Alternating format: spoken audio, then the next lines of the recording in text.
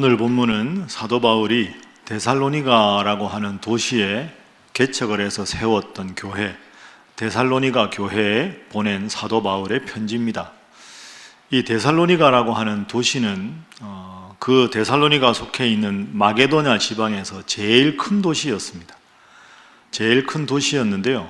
이 데살로니가 전서가 쓰여질 때가 AD 50년대입니다. 그 당시에 이미 인구가 20만 명이 넘었습니다. 엄청나게 큰 도시였다는 거죠. 그러니까 바울이 이곳저곳 선교를 하다가 이 큰 도시에 하나님 앞에 교회를 세워야 되겠다 하고는 데살로니가 교회를 세웁니다.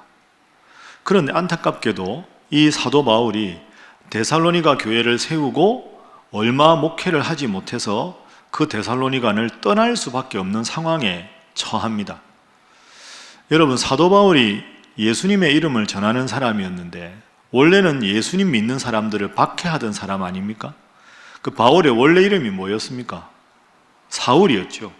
예수님의 이름을 박해하던 사울이 다메섹에서 예수님을 만나서 예수님의 이름을 전하는 바울로 바뀌었습니다. 이런 변화가 우리들 보기에는 기쁜 변화지만 이런 변화를 아주 맞듣지 않게 생각하는 사람들이 있었습니다. 유대인들입니다. 유대인들은 예수님이 구원자라는 걸 부정하는 사람인데 사울이 원래 예수님 믿는 사람들을 잡아들이는 걸 보고 지지를 했는데 이 사울이 갑자기 바울로 변해서 예수님을 믿는 사람들이 많아지도록 교회를 세우고 전도하니까 이 유대인들에게는 눈에 가시 같은 사람들이었던 거죠. 그래서 데살로니가에 사도 바울이 교회를 세우고 얼마 되지 않아서 그 데살로니가에 살던 유대인들이 사도 바울을 못 살게 굽니다. 할 수 없이 교회를 세운 지 얼마 되지 않아서 사도 바울은 데살로니가를 떠납니다. 베레아라고 하는 도시로 박해를 피해서 떠나게 되는데 그 베레아에도 유대인들이 쫓아옵니다. 그래서 아테네라고 들어보셨죠? 아덴까지 바울이 그 박해를 피해서 피신을 하게 됩니다. 그러니까 바울의 마음속에는 큰 아픔이 있었습니다. 내가 데살로니가 교회를 세웠는데 얼마 목회를 하지 못하고 떠났는데 데살로니가 교회는 어떨까? 성도들은 어떤 상태에 있을까? 기록에 의하면 데살로니가에서 바울이 교회를 세워서 성도들과 목회한 기간이 짧게 잡으면 2주, 아무리 길게 잡아도 6개월이 되지 않습니다. 여러분 생각해 보십시오. 한 목사님이 교회를 개척해서 성도들이 모였는데 몇 주나 6개월 채 되지 않아서 목사님이 떠났다면 그 교회가 어떻게 됐겠습니까? 그러니까 바울은 데살로니가 교회를 생각할 때마다 너무너무 염려가 되었던 거죠. 근데 본인은 갈 수가 없습니다. 유대인들이 있으니까. 그래서 자신의 영적인 아들 디모데에게 내 마음에 이런 큰 근심이 있으니 내가 데살로니가로 가서 데살로니가 교회와 성도들이 어떤 형편인지 한번 살펴보고 내게 기별을 해다오 하고 부탁합니다. 그래서 디모데가 가서 보고 걱정하지 마십시오. 바울 선생님, 데살로니가 교회는 든든히 서 있습니다. 성도들이 열심히 신앙생활을 합니다 하는 기쁜 소식을 듣고 그 기쁜 소식을 들은 다음에 격려하는 편지가 데살로니가 전서와 후서입니다. 여러분 한번 생각해 보십시오. 교회가 새로 섰습니다. 다 초신자겠지요. 지도자는 없습니다. 박해는 많습니다. 거기다가 잘못된 교리들이 교회를 들어옵니다. 다들 초신자니까 무엇이 바른 교리인지도 모릅니다. 그런 연약한 교회가 성도들이 한 마음이 돼서 든든히 서간다니 얼마나 바울이 기뻤겠습니까? 오늘 본문에 바울의 그 마음이 잘 드러납니다. 자, 2절 말씀 한번 화면으로 보시죠. 자, 함께 읽습니다. 시작. 우리가 너희 모두로 말미암아 항상 하나님께 감사하며 기도할 때 너희를 기억함은. 참 데살로니가 교회 성도들이 훌륭하지요.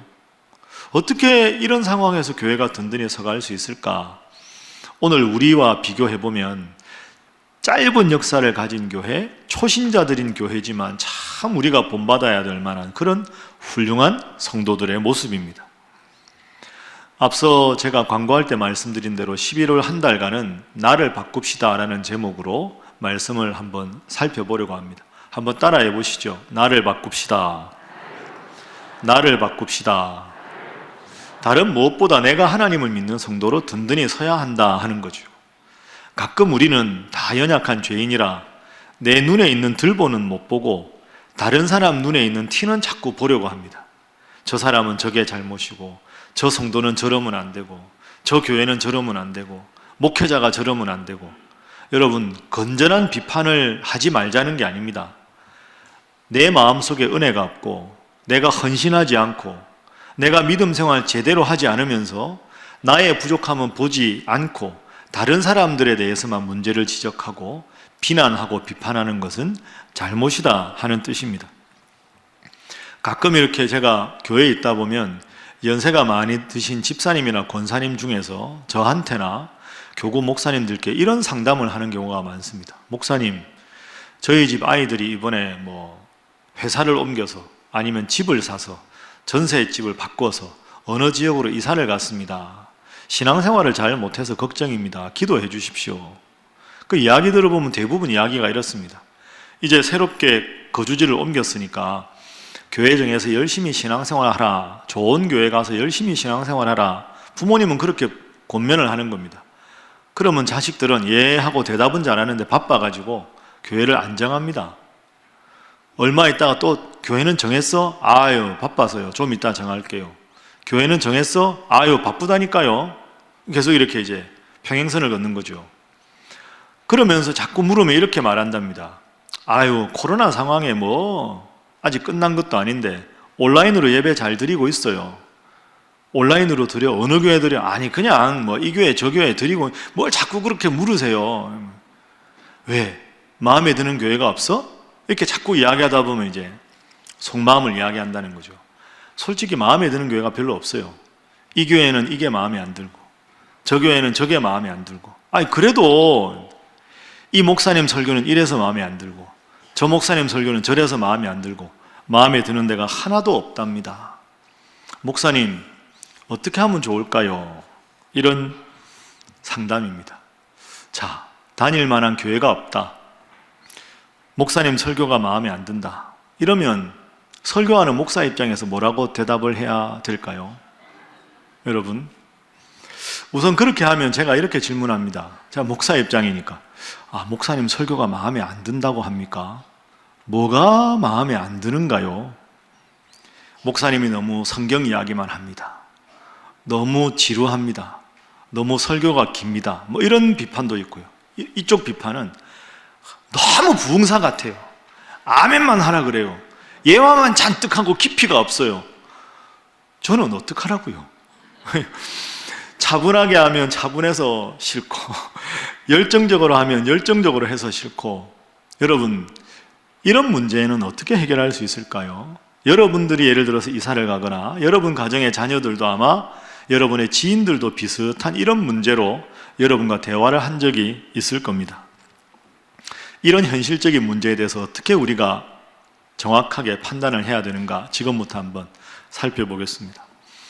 자, 먼저 교회가 마음에 안 든다, 교회가 마음에 안 든다 할 때 꼭 생각할 게 있습니다. 한 가지 여쭤보겠습니다. 가나안 성도 아시지요? 가나안 성도가 뭡니까? 가나안 거꾸로 하면 안 나갑니다. 그죠? 하나님을 믿지만 마음에 드는 교회가 없어서 교회에서 상처를 받아서 교회는 안 나가. 거꾸로 하면 가나안이니까. 하나님을 믿지만 교회에 안 나가는 성도들을 가나안 성도라고 합니다. 여러분, 가나안 성도는 바람직하지 않습니다. 내가 딱 내 기준을 놓고 보면 마음에 드는 교회가 얼마나 되겠습니까? 하나님을 믿는데 교회를 안 나가면 신앙이 굳건해질 가능성이 많을까요? 약해질 가능성이 많을까요? 약해질 가능성이 많겠죠. 하나님 믿는데 교회 안 나가다 보면 하나님 믿는 신앙까지 약해집니다. 그래서 하나님이 없다고 부정하는 무신론자가 될 가능성이 많습니다. 가나안 교회는, 성도는 바람직한 게 아닙니다. 그런데 요즘에는 이 코로나19를 겪으면서 가나안 성도보다 더 한국교회 현상에 대해서 새로운 용어가 하나 생겼습니다. 우리말로 아직 정확하게 개념 규정이 안 된 영어라서 제가 영어로 소개를 하겠습니다. 이 영어로 floating Christian이라고 하는데요. 이 floating이라는 말은 물에 둥둥 떠 있다, 이런 뜻입니다. 붕 떠 있다, 물에 둥둥 떠 있다. 그러니까 한국말로, 우리말로 번역하면 붕 떠 있는, 둥둥 떠다니는 기독교인, 이런 뜻입니다. 여러분, 개구리밥 아십니까? 개구리밥. 먹는 거 생각하지 마시고요. 개구리밥 시냇물이나 웅덩이 같은 거 보면 크로와 비슷하게 생겼는데 물 흐르면 그냥 둥둥 떠다니는 있죠. 그걸 부평초 한자로 그걸 개구리밥이라고 하거든요. 그거 물만 흔들리면 계속 흔들립니다. 왜 그럴까요? 뿌리가 없습니다. 그러니까 플로팅 크리스찬이라는 말은 어느 한 교회에서 내가 믿음의 뿌리를 내리고 열심히 예배드리고 헌신하지 않고 그저 인터넷으로 이 교회 클릭해보고 저 교회 설교 들어보고 이 교회는 이렇고 저 교회는 저 그렇고 그러면서 굳건한 신앙의 뿌리를 내린 교회가 없이 이곳저곳 붕붕붕 떠다니는 기독교인을 플로팅 크리스찬이라고 합니다. 코로나19 지나면서 한국교회 아주 많아졌습니다. 안타까운 점은 이분들은 섬기는 교회가 없다는 겁니다. 여러분 그렇다고 오해하지 마십시오. 여러분 오늘 이렇게 예배 드리는데 예배 마치고 가서 우리 교회 성도들 중에서 주중에 예배 실황을 다시 들으면서 은혜 받는 성도들이 있습니다. 그리고 우리 교회 예배 다 드린 후에 주중에 은혜롭게 설교 잘하는 다른 교회 목사님 설교나 유튜브에 좋은 신앙 강좌를 듣는 일 좋은 일입니다. 그거 하셔도 됩니다. 그건 문제 없습니다. 그런데 문제는 이거죠. 부평초처럼 출석하는 교회도 없이 그저 내 기호에 따라서 이 교회 저 교회 예배도 제대로 드리는 것도 아니고 조금 보다가 끄고 그냥 한 10분 설교 듣다 끄고 그러면서 자기 마음에 여기는 이게 문제고 저겐 저게 문제고 저 목사님 설교는 이렇고 이 목사님 설교는 이렇고 그런 식으로 말하는 것이 문제라는 거죠. 아니 목사님 그게 왜 문제입니까? 하나님을 믿는데요 저는 이렇게 말할 수 있습니다. 아닙니다 여러분. 심각하게 생각하십시오. 하나님을 믿으면 되지 않습니까? 제가 굳이 교회에 뿌리를 내리고 신앙생활 해야 되나요? 왜 교회 다니면서 굳이 헌신을 해야 되나요? 여러분 그 근본적인 마음이 뭔지 한번 생각해 보세요. 부평초 크리스찬의 가장 큰 문제는 마음의 중심에 하나님이 아니라 자신이 있다는 겁니다. 하나님을 믿기는 하겠지요. 마음 언저리에. 그러나 마음 중심은 판단 기준은 납니다. 하나님이 가장 기뻐하는 게 예배인데 하나님이 기뻐하시는 게 헌신인데 하나님 앞에 나와서 간절하게 신령과 진리로 예배드리는 마음은 없고 설교도 그저 다리 꼬고 앉아서 컴퓨터 틀어놓고 그냥 잘하니 못하니 그게 무슨 하나님 중심의 신앙입니까? 그것은 내가 판단 기준인 거죠. 내 귀에 잘 들리면 좋은 설교, 내 귀에 부담스럽고 불편하면 잘 못하는 설교, 예배당이 아주 멋있고 사운드가 좋으면 좋은 예배, 그렇지 않고 투박한 예배면 별로 의미 없는 예배. 여러분 그건 하나님 있는 게 아닙니다. 마음 중심에 내가 있는 거죠. 그게 플로팅 크리스찬이 빠질 수 있는 심각한 문제입니다. 예배에 대해서도 알고 하나님에 대해서는 알지만 하나님을 정말 마음 중심에 모시고 예배드리고 은혜 받고자 하는 마음이 적어진 것이지요. 마치 조금 더 심하게 이야기하면 백화점 쇼핑하듯이 쇼핑센터 가서 물건 고르듯이 이것 보고 저것 보고 손에 안 들면 놓고 좀 다니다가 마음에 안 들면 물건 반품하듯이 반품하고 그러면서 괜히 겉멋에 빠져서 내가 마치 훌륭한 신앙인이고 내가 신앙의 기준이 된 것처럼 생각하는 여러분 그러다 보면 더 큰 위험에 빠질 수 있습니다. 하나님 중심이 아니라 마음 중심에 내가 있으면요 내 마음에 하나님이 안 들 때가 생깁니다. 내가 이만큼 기도했는데 하나님 왜 안 들어주실까? 내가 이만큼 노력했는데 왜 나에게 복을 안 주시나? 그러면 중심에 내가 있다 보면 나도 모르게 교만해져서 하나님조차 내 마음에 안 들 때가 생깁니다. 그럼 결국 내가 중심에 있게 되면 하나님을 부정하게 되는 그런 결과가 생기는 거죠. 여러분, 우리 사랑하는 신일의 성도 여러분, 여러분의 마음 중심에는 무엇이 있습니까? 내 마음 중심에는 하나님이 계셔서 내가 중심이 아니라 하나님께 영광 돌리는 삶을 살아가시기를 주님 이름으로 부탁합니다. 나의 짧은 소견, 나의 짧은 판단으로 교회를 평가하고 재단하고 다른 성도들의 신앙생활에 대해서 이러니 저러니 이야기할 게 아니라 과연 이 마음이 하나님으로부터 온 마음인가? 이런 판단이 교회의 덕이 되는 판단인가? 나보다는 교회를, 나보다는 하나님의 영광을 먼저 생각하며 신앙생활하는 여러분 모두가 되시기를 주님 이름으로 부탁합니다. 그래서 두 번째가 더 중요합니다. 은혜를 받도록 누구를 바꾸어야 합니까? 나를 바꾸어야 합니다. 나를 바꾸어서 은혜 받는 내가 되도록 노력하는 것이 필요합니다. 제가 이제 요즘도 금요일 날 신학교에 가서 학생들 만나서 강의하는데요. 쉬는 시간에 학생들도 만나고 수업 전후에 만나지 않습니까? 그러면 20대 학생들 강의하다 보면 주관심사 중에 하나가 연애하고 결혼입니다. 그러면 항상 질문 중에 이런 질문이 많습니다. 교수님, 제가 사귀는 사람이 있는데요. 고민이에요. 뭐가 고민인데? 그 친구가요. 이런 점은 진짜 마음에 들고요. 저런 점은 진짜 마음에 안 들어요. 결혼을 해야 돼요? 말아야 돼요? 그걸 왜 나한테 물어봅니까? 본인이 알아서 하면 되지. 이런저런 좀 마음에 들고 저거 마음에 안 든다고. 어떻게 하면 좋을까요? 사실은 어렵잖아요. 마음은 끌리는데 결혼이라는 게 얼마나 중요한 겁니까? 그럼 제가 웃으면서 두 가지를 생각해봐라 그럽니다. 첫 번째, 내가 인생을 좀 더 너희들보다 오래 살아보니까 사람이 참 안 바뀐다. 이걸 먼저 받아들여라. 감나무에 배가 열릴 수 없고 사과나무에 귤이 열리지 않아. 지금까지 살아온 뿌리가 다른데 변하지 않아 잘. 그럼 어떻게 해야 될까? 두 번째, 이런 마음에 드는 걸 감사하고 저런 마음에 안 드는 걸 보고도 안 바뀌어도 평생 살 수 있을 만큼 사랑하면 결혼하고, 저거 안 바뀌면 나 진짜 힘들 것 같다. 그러면 다시 기도해봐라. 저거 바뀌겠지 막연하게 생각은 안 하는 게 좋다. 이렇게 말합니다. 제가 잘 말한 거죠. 예. 다 그러시잖아요. 지금 한 3, 40년 살아도 안 바뀝니다. 사람이 조금은 바뀌는데 근본적인 게 참 잘 안 바뀌죠. 그래서 신혼에 티격태격 다투는 겁니다. 내 눈에 바뀌어야 될 게 보이니까 이거 좀 바꿔 이러면 안 바뀌거든요. 바꾸라 그러고 안 바뀌니까 티격태격 하는 거죠.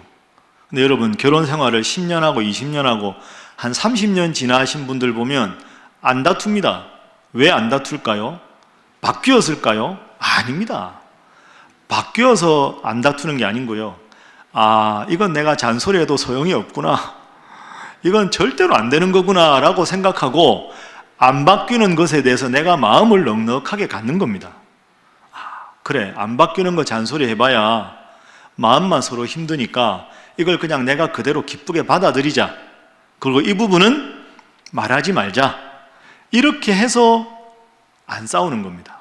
제 말 맞지요? 그렇다니까요. 여러분, 교회도 똑같습니다. 마찬가지입니다.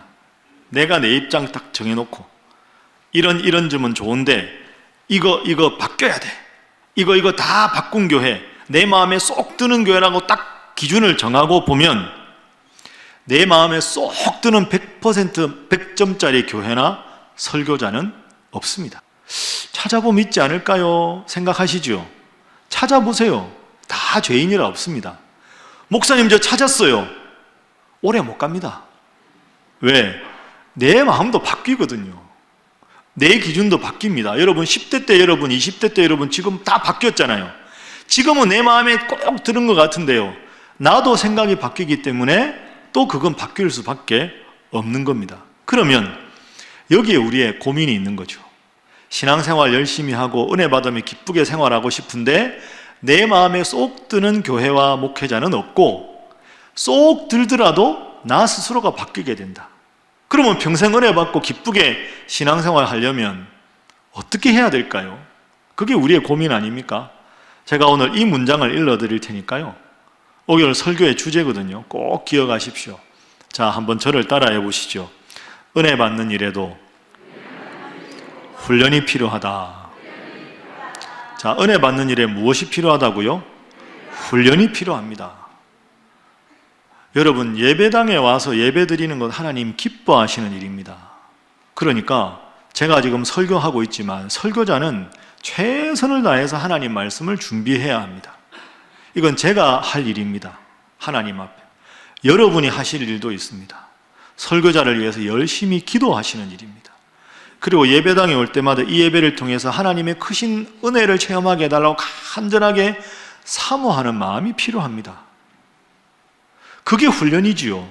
그러나 이 훈련 하나 가지고는 안 됩니다. 예배 순서가 설교만 있는 게 아니죠. 하나님, 오늘 호산나 찬양의 찬양을 통해서 큰 은혜를 받게 해주시고, 오늘도 교회에 드나드는 길에 만난 성도들과 교제하면서 기쁨이 있게 하시고, 함께 구역 모임 하면서도 은혜가 있게 하시고, 또 집에 돌아가서 말씀과 함께를 읽으면서 말씀을 외우면서 은혜 받게 하시고, 그래서 은혜 받는 훈련을 통해서 은혜 받는 루트를 여러 개를 만들어 두셔야 합니다. 그래서 때로는 내가 힘들어서 이 은혜의 길이 막혀도 다른 은혜의 길들로 더 큰 은혜를 계속 내 마음속에 유지할 수 있도록 해야 되는 거죠. 계속 은혜 받기 위해서 뭐가 필요하다고요? 훈련이 필요합니다. 다양한 통로를 통해 은혜 받을 수 있도록 노력하십시오. 그래야 여러분의 마음에 은혜가 넘치고 범사에 감사할 수 있는 것입니다. 그러니 여러분, 이 신앙생활에도 선순환이 있고요, 악순환이 있습니다. 선순환은 이런 겁니다. 기도하니까 응답이 되고, 응답이 기쁘니까 또 기도하게 되고, 계속 기도하게 되는 거죠. 헌신을 하니까 보람이 생기고, 보람이 있으니 또 헌신하게 되고 하니까 기쁨이 생기는 겁니다. 알곡 성도가 되는 거죠.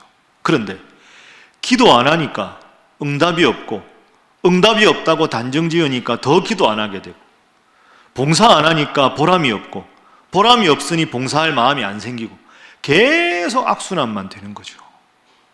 여러분은 어느 쪽에 있습니까? 다시 한번 강조합니다. 여러분, 세상에 있는 모든 성도 중에 100점 성도는 없습니다. 100점 교회, 100점 설교, 100점 목회자는 없습니다.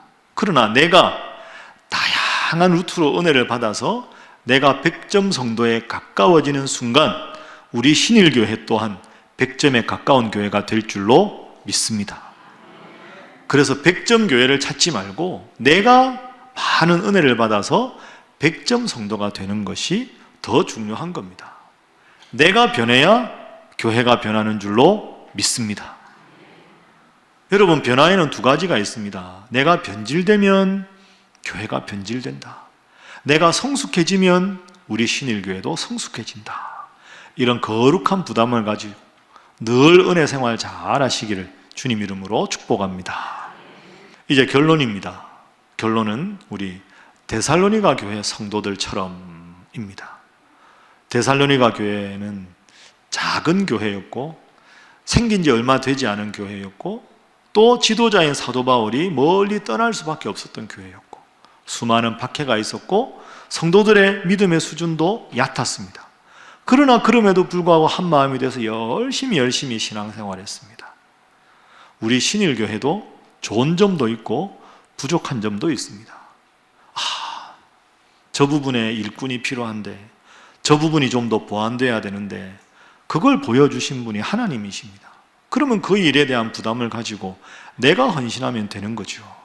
하나님께서 귀하게 세워주신 우리 신일교회를 통해서 여러분, 은혜의 훈련을 통해서 더 큰 은혜를 받으시고, 그래서 우리 신일교회가 하나님 보시기에 100점에 가까운 교회, 여러분 한 분 한 분도 하나님의 은혜를 깊이 체험해서 데살로니가 교회 성도들처럼 훌륭한 성도로 거듭나는 여러분 한 분 한 분 되어주시기를 주님 이름으로 부탁합니다.